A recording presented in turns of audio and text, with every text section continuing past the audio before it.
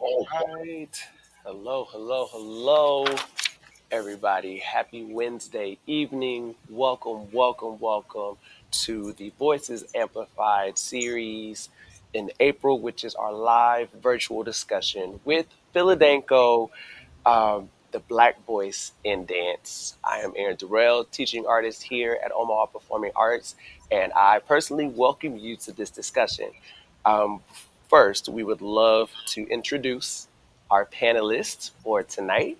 We have, excuse me one second, we have the amazing and brilliant Joan Myers Brown, who is the founder, executive director, and artistic advisor of Philadanco.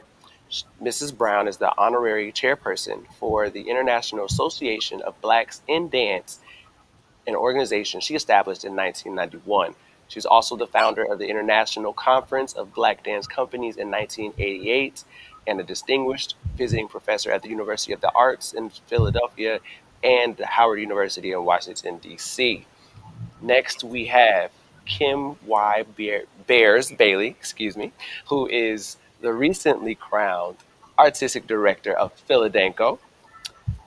She is she held the position, excuse me, of the assistant artistic director since 1989. She received her BFA, her Bachelor of Fine Arts, from the University of Arts, and she joined Philadanco in 1981. Moving on to our company member, we have Jameel Malik Hendricks, who is also a native of Philadelphia, Pennsylvania. He is a graduate of the Philadelphia High School for Creative and Performing Arts, where he received his early dance training, where he was presented with the Dance Humanitarian and Congeniality Award. He has been with the company for some time now, and he still teaches at different dance schools in the area. And last but not least, we have Ray Mercer, a native of Omaha, who is in his 17th year as a member of the Tony Award winning cast of Disney's The Lion King. Throughout his ongoing Broadway run, he has simultaneously emerged as one of New York City's most prolific choreographers. His dynamic, visually striking, and thought provoking choreography has won the Best On Stage Presentation Award 7 times in Broadway Cares, Equity Fights AIDS Annual Gypsy of the Year competition. Sorry, that was a tongue tie. That was a tongue twister. Uh, More than any other choreographer. So I could go on and on about their bios, but we have amazing, amazing panel with us here tonight. So welcome everyone, and thank you for your time this evening. Thank you for having us. Thank you so much. Absolutely. So we're going to get started first with a clip. Before we get into this clip, everybody, I just want to say make sure you have notes because gems will be dropped in this conversation. Sit back, relax, make sure you have some water or some tea, and definitely let's get into it.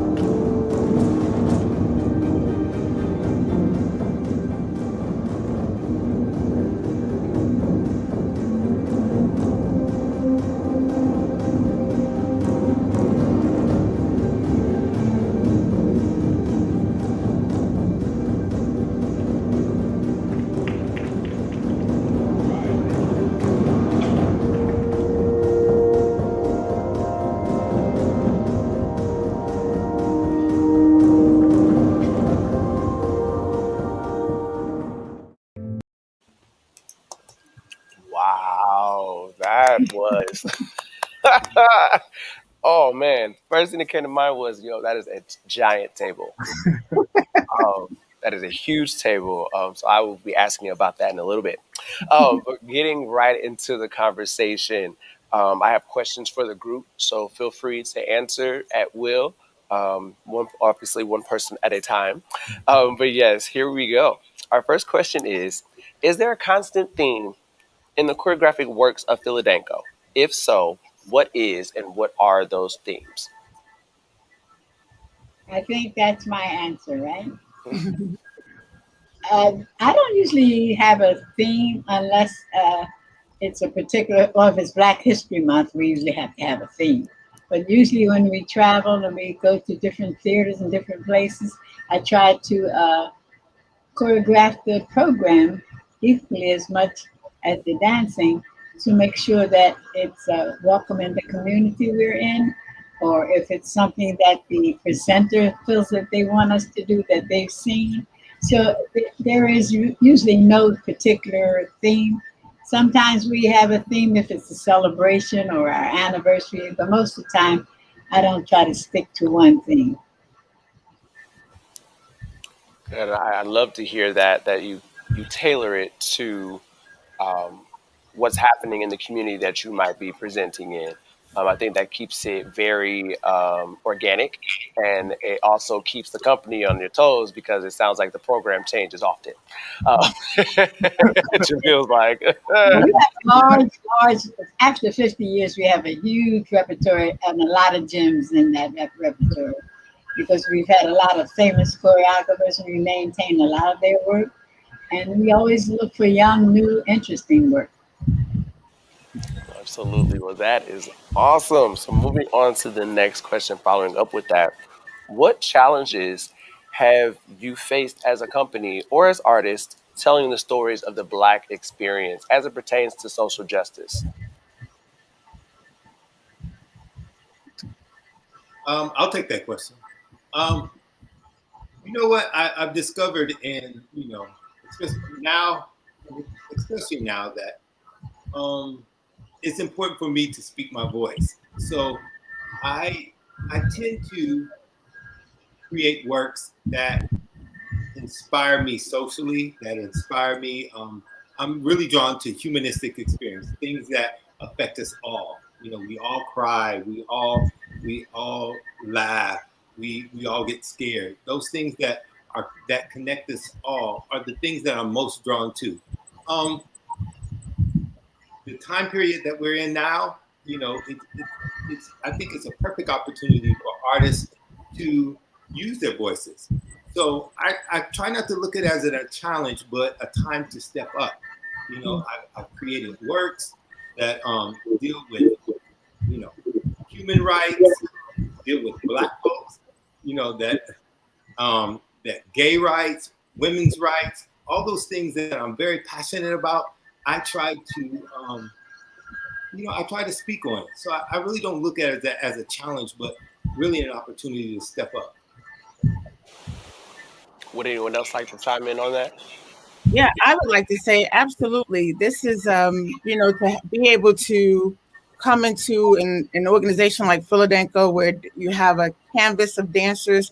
It's really an opportunity to be able to speak your voice through the platform of artistry. I had the privilege of working with Pearl Primus, and she used her platform to have her voice heard, to attack some of these issues that needed to be, conversated about. And I think it's a wonderful platform to be able to have your art form be that voice for you.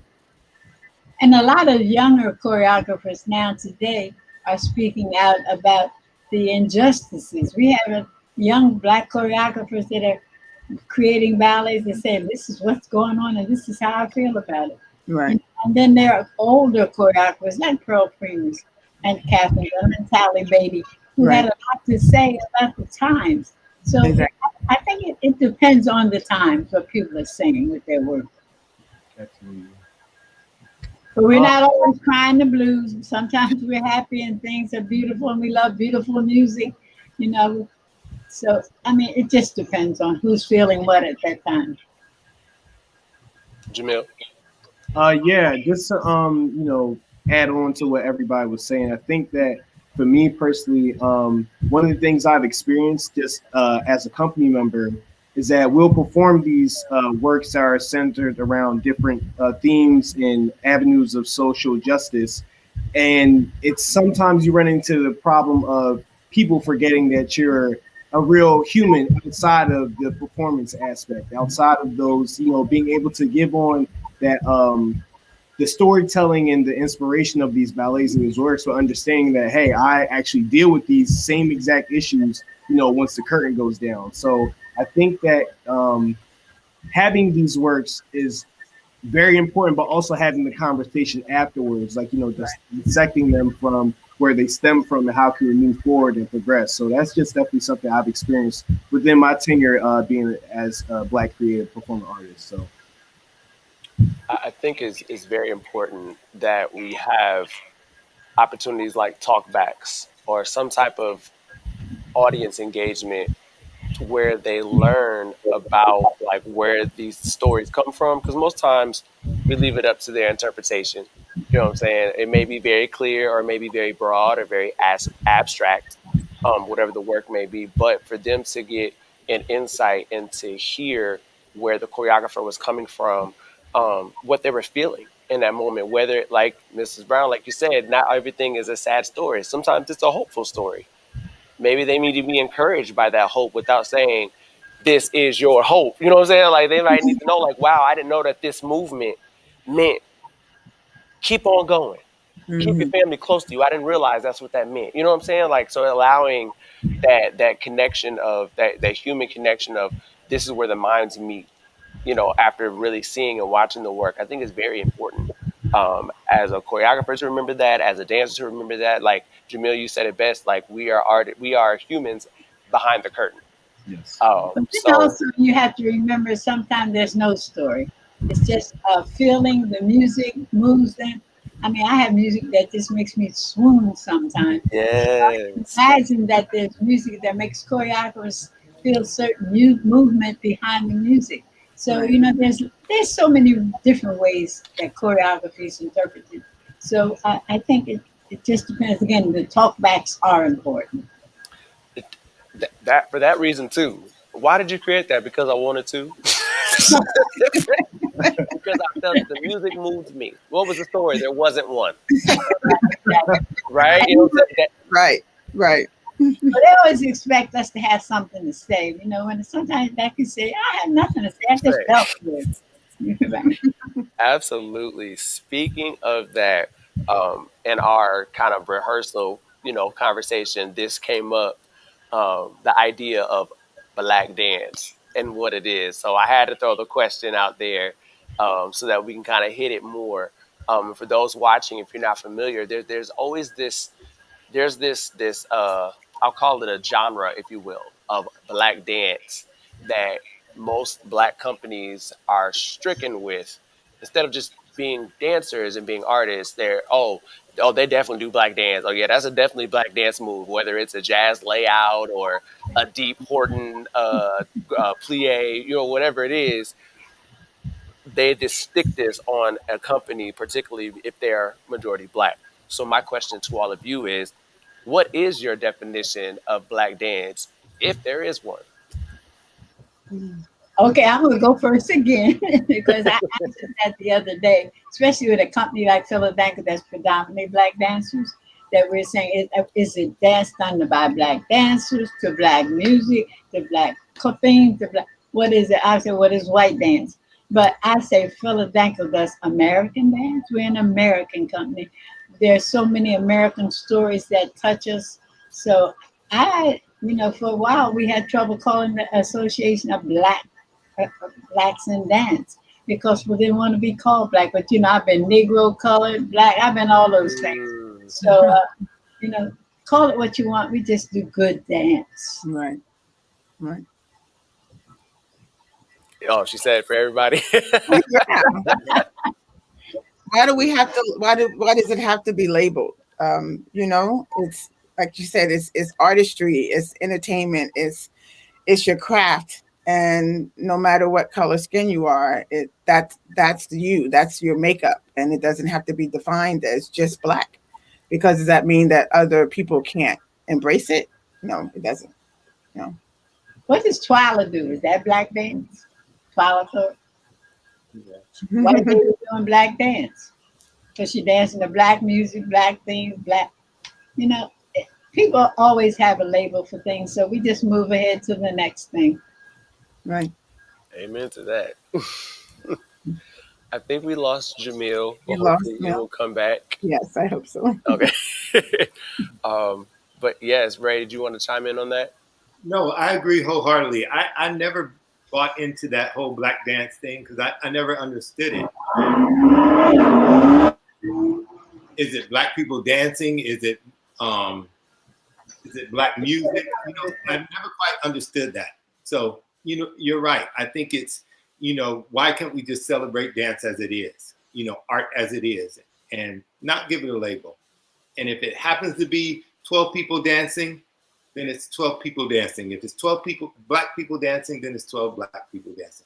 I never bought into that theory. I just never understood it. I think it's sometimes it's like a geographical thing. I believe I probably heard it more when I was dancing at Spelman. Um, and just being exposed to the different artists, even though my teachers were African American, some were white. The dancers and choreographers that we studied, like Sidra Bell, and there are quite a few others that are very abstract, very different, who are also people of color, but their work wasn't, Revelations or Revelation-esque or adjacent, you know what I'm saying, or anything like that. Or it just, I think that people just pick it up because it, quote unquote, is something convenient. I won't say easy. It's convenient to do instead of, I don't know how to label this, so I'm just going to slap one on it. Like, no, like, let it be what it is. You know what I'm saying? But I think that it's very important that we continue to just drive away from that. As you are speaking, I thought about the idea even with hip hop. Hip hop dance is so many different types of it. There's hip hop for concert dance now, like Rennie Harris. There's commercial dance. You have your Sean Bankheads. You have your Galen Hooks, and then there's your community. People who are in the community doing hip hop.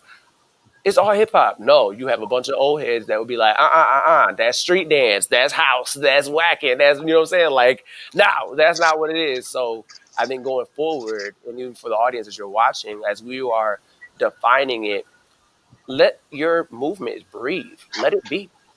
Let it be what it is. Because the more we start trying to label it, the more I think we tend to limit ourselves. That's my little spiel on that.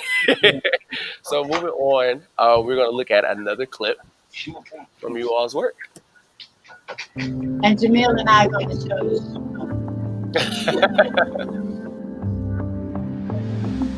you together.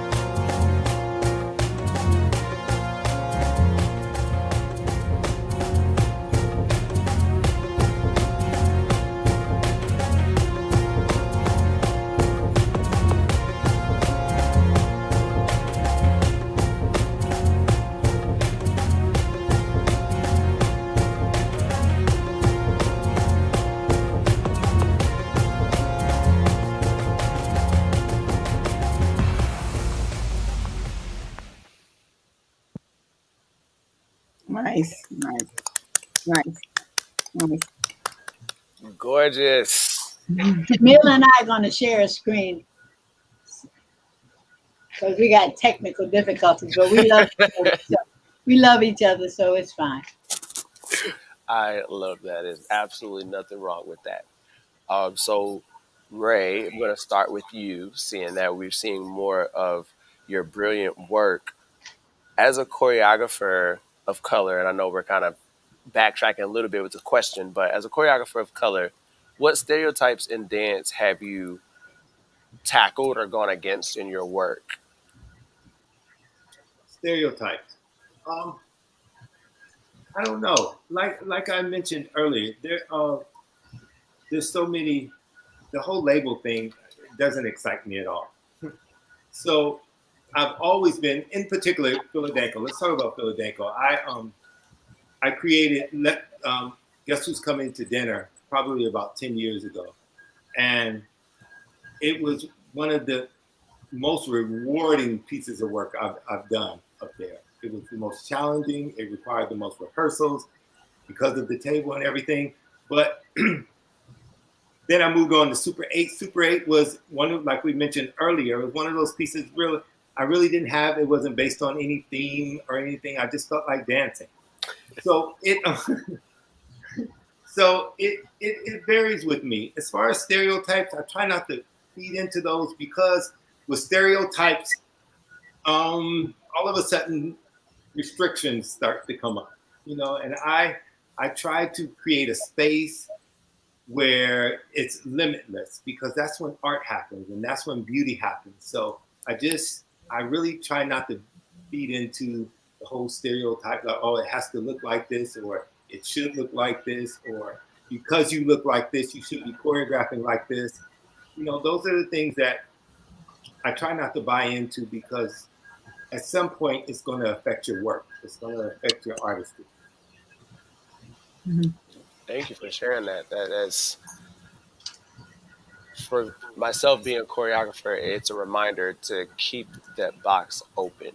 Even if you decide to create a box to put the dance in, you know what I'm saying? Like, keep it open and allow inspiration to continuously flow. Because you're right, that is when art happens. It's not when we're so planned out and rigid.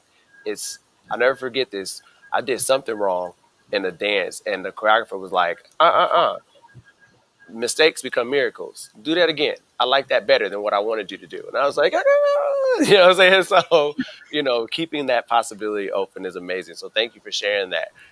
So for Mrs. Brown, Philadanco is your brainchild. What qualities were important to you in seeking a successor to continue Philadanco's tradition? Well, it wasn't a matter of qualities. It was a matter of who, well, first of all, be willing to do the job. And second of all, someone who had been up under me and around me and knew how I thought, how I felt.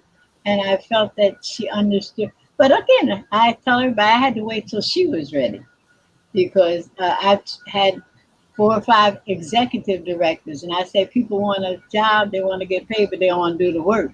So I got to figure out who wants to do the work, because it is work. We work, I get in at 9 in the morning, leave 11 at night, 7 days a week, and you have a family, you have other obligations. So are you ready for this commitment? Because it is a commitment to a job. And people say, I want to be artistic director because they want to go to the parties and take a bow at the end of the night. The job has to be done. And I selected Kim because she was ready, and also she was knowledgeable, and I felt she'd be the right person. And she's young enough, I'm worn out. Worn out where? Exactly.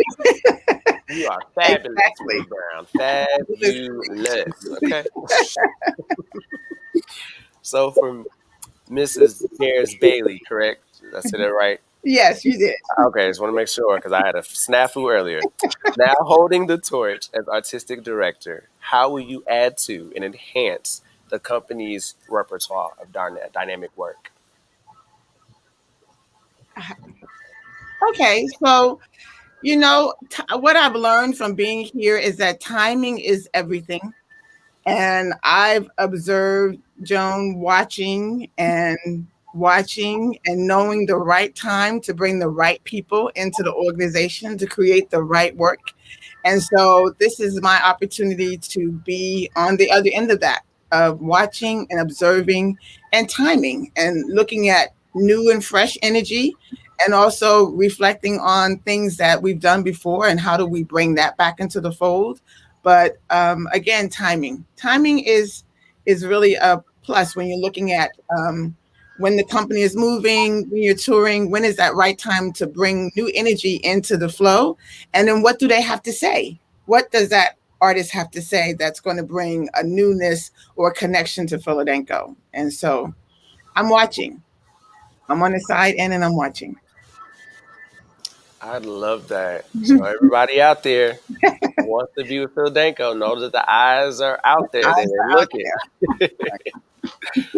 So for Mr. Jameel, as a member of the company, I asked before when we spoke previously, like how do you previously contribute to the conversation? But I'm going to change it up a little bit based on what Miss Bears Bailey just stated. What do you say? What are you saying as an artist, as a teacher, um, as a member of the company? What personally are you saying in your position there? I think the one thing I pride myself on as far as what I bring to the company is just showing up as my authentic self. I think that after, a certain point in time as dancers, we train and we learn the technique of how to punch your foot, how to do a battement, how to do a pirouette. But after a certain amount of time, there's a point in time where you have to find your signature, your voice as an artist and what you have to say. And I think that for me, being able to have this experience at Philadanco and have multiple experiences working with different choreographers and different programs and being able to, tap into the diverse repertoire that Philadanco has, I've been able to not only learn how to bring my voice to the company, but also how to learn from other people's voices as well. There are so many times where, I in a rehearsal and I'll be doing a solo or a partner and I'll go immediately to the side to one of my coworkers and ask, oh, what can I have done about that? Or when you do this, how do you feel like getting into that transition? Or what do you draw inspiration from when you're thinking about this ballet as you perform? So I think just showing up and being willing to do the work, like JP said, just being able to fully commit because, to be at Philadanco, it's no cakewalk in the park, so it's very demanding, but also it's high risk, high reward. So I think that's really what I truly bring to the company. So, yeah. Yeah, he does.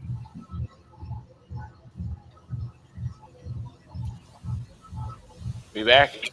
Yes, he Yeah. does. Froze for a minute. It's all good. It's all good. It's the last thing we heard you say, Jamil, was, which I'm writing down for myself. High risk, high reward. Mm-hmm. People say to, and let me say this: people Mm-hmm. say to me, "How do you pick your dancers?" When I picked Jameel, he was on the transition of deciding what he was going to do. Was he going to be a dancer? Was he ready? And I felt that just if I gave him an opportunity to discover, himself Mm. and discover what he needed to do and where he was going to go, we didn't push him, but we let him. And I think what he's saying that he learned to be on time, show up, be responsible, all the things that I like from the dancer and I demand in the dancer. Right. And also to that point, I get this question all the time. Ray, what are you looking for? Whether it's a choreographic process or if I'm casting or anything, the first thing they always, what are you looking for? And I tell them, I'm looking for you. The best thing you can bring to a process, any process, is yourself. Because it's authentic. It's not like anybody else. It's like your own signature. It's your own signature. It belongs to you. So all those artists out there, I think one of the most valuable things you can stick in your pocket is yourself. Be yourself when you walk into the process. Yes. Keep your eyes on your own paper. Yes, indeed. Oh man, that's so I go back to so for those who aren't familiar, Ray Mercer comes home often. He's based in New York, but he comes home a lot to share his gems of knowledge. And I think the last time he came pre-COVID, we had a choreographer workshop, and we were allowed to, create a piece based on this movement. He allowed us to create, like I think it was like maybe 2 8 counts or 3 8 counts. I don't remember the number, but before his work, we could put it before or after. And I remember going in that process. I had a moment outside where I saw a person in a MAGA hat, and it kind of struck fear in me a little bit because I'm like, what's happening? And somehow that drove me to create this piece based off of real emotion. And I remember talking to Ray after that, I think maybe some days later, and I was like, I don't think I was authentic and blah, blah, blah. He was like, it was authentic to me. He was like, you were yourself. And that's all, you know what I'm saying? So I was that student in that moment to just say, it's okay to be yourself. I can't, and you all probably can understand from different walks of life. There are times when that pressure is on us as artists, especially as Black artists, no matter what the medium, to perform for people, to perform for the higher ups, to perform for the donors, to perform for the fans and the audiences and whatnot. And you lose yourself because you're trying to make this thing something that it's not. Mm. But staying true to ourselves, no matter even how we're feeling in that moment, that's what's going to hit people. You know what I'm saying? So I appreciate that response, Ray, because it's a reminder of always just be authentic. Just be yourself. I have to, excuse me, I got my mask on and off, but there's another side to that. While you're being yourself, you also are obligated to translate what the choreographer is saying. And how do you take his work, make it your work, and make it satisfactory for everyone, for the choreographer as well as yourself? So while you're being true to yourself, you can't forget about the fact that the choreographer is trying to create his work. So it's a two-way street. You can't just throw away, I'm gonna be me. I'm doing it my way. I don't care what you're trying to say, or the choreographer can't say, but you just have to do it my way. So it has to be a give and take. And I think that's when artistry comes in. You're not just another dancer doing steps. You learn to be an artist by being able to transcend that feeling of let's work together and make this something beautiful. I agree. Any other comments on that? I know, right? Hey, I feel it. It's called age and experience. Yes. So we have one more clip that we would like to share.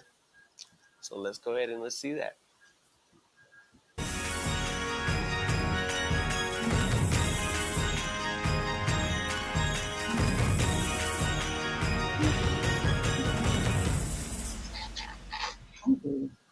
Oh my God.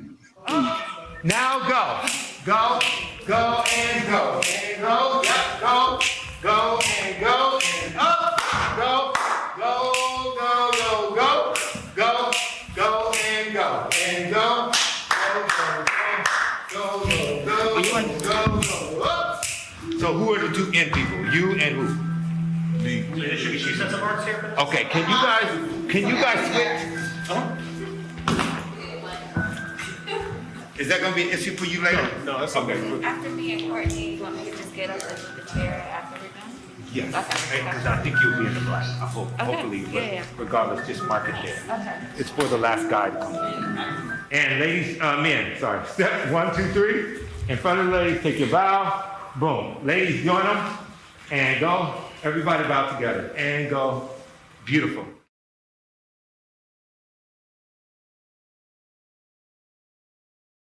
That's what I think.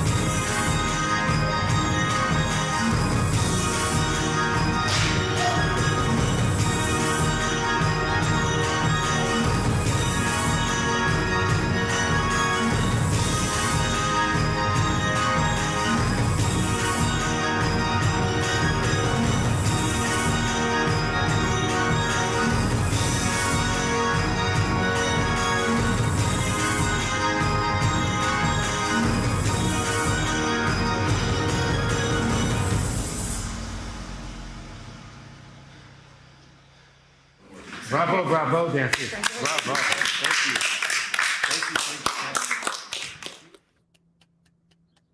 Awesome. Make you want to come out of retirement. Makes you want to book a ticket to come be a part of it, not even to just watch it. I want to do it. Put me in everything, please. So well done. Bravo to the company and to Ray, choreographer. Ray, you have to tell us what, I don't necessarily say what this is about, but can you just see, yeah, essentially, can you just tell us about that particular piece, this place? It's so funny. I was in rehearsal a few weeks back, and JB walks into the studio and says, "Ray, what kind of nightmares are you having?"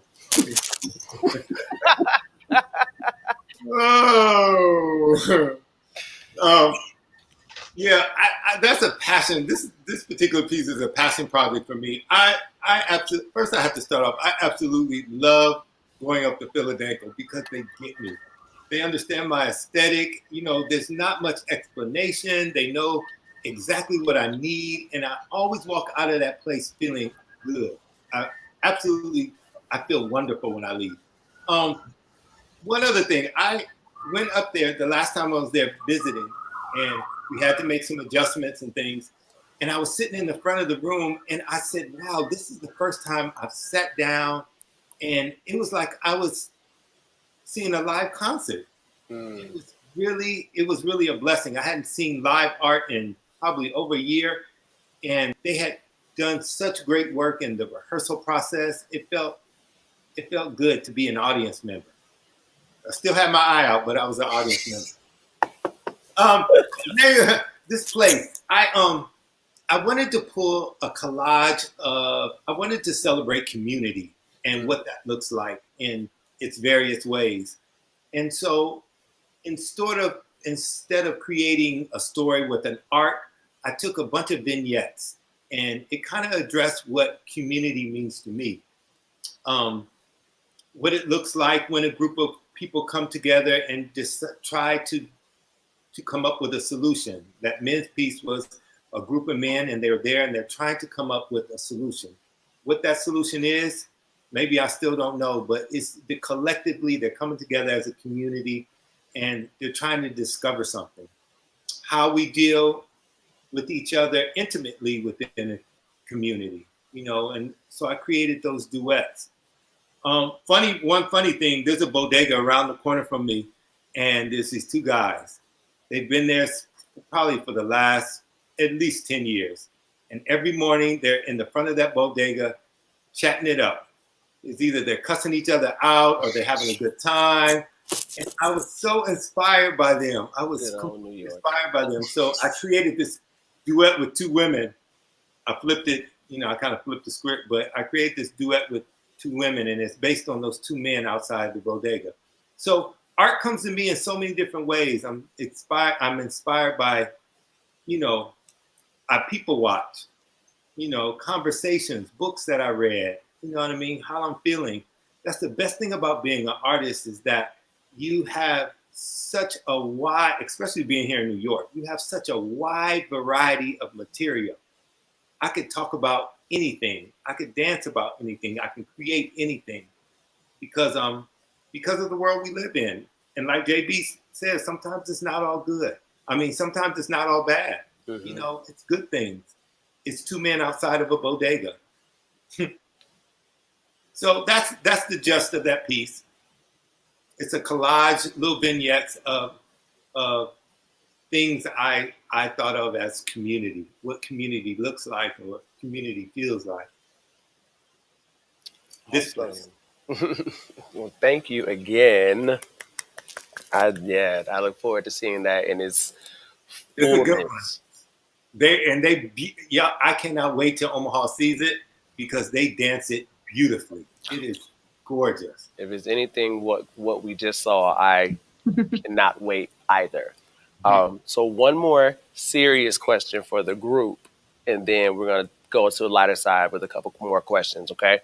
As I was watching this place, and I think about the topic of our discussion, the Black voice in dance, and we've hit different elements of what it looks like. My question to all of you, is, as Black artists, what can we give our voices to, or what should we give our voices to that maybe we're not as of right now in this state of life, society, our country? What spaces or what ideas can we give more of our voices of movement to?